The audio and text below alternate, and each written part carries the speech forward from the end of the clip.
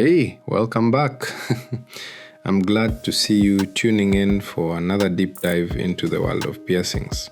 Today I want to share why I personally find this needle makes most piercings a breeze compared to the usual option. Here's the twist.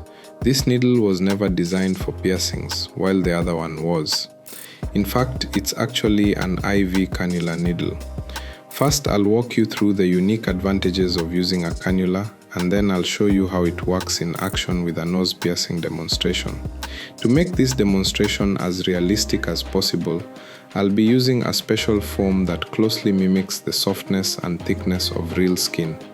Don't let this make you second guess your next piercing adventure. And just a heads up, please don't rush out and insist your piercer use a cannula needle. Every professional has their own trusted techniques, and what I'm sharing here is simply my personal approach. The main difference between a cannula needle and a piercing needle is that the cannula has a plastic sleeve covering the actual needle, while the piercing needle does not.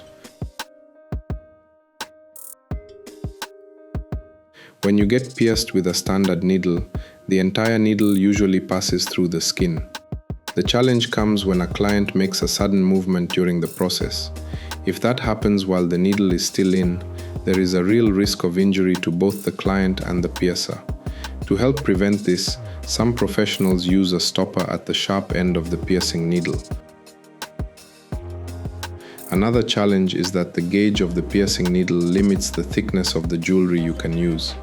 Only jewelry that matches or is thinner than the needle's gauge will fit.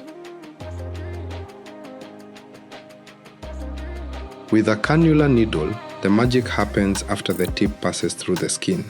The metal needle is whisked away, leaving only the soft plastic tube behind, which I trim based on the design of the stud. If a client suddenly decides to bolt, there is no risk of injury. Everyone stays safe. Another perk is that the flexible cannula lets me use a stud 1 gauge thicker than the needle, which helps reduce bleeding. The tube's flexibility makes it much easier to slide in a thicker stud, and it also shields the delicate inner lining of the piercing from tearing. For nose piercings, I love using studs with a coiled lower part. The cannula's flexibility gently guides the coil through the new piercing, ensuring the stud glides in smoothly without creating a second hole.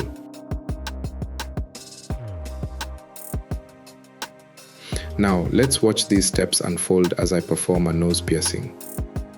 This is actually my second time piercing her nose.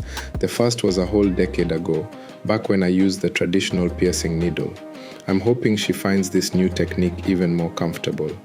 Just how simple and safe is it to use a cannula needle? I'll let the video speak for itself, so sit back and enjoy the demonstration without any interruptions from me. And at the end of this video, if you will have enjoyed it, please consider liking and subscribing.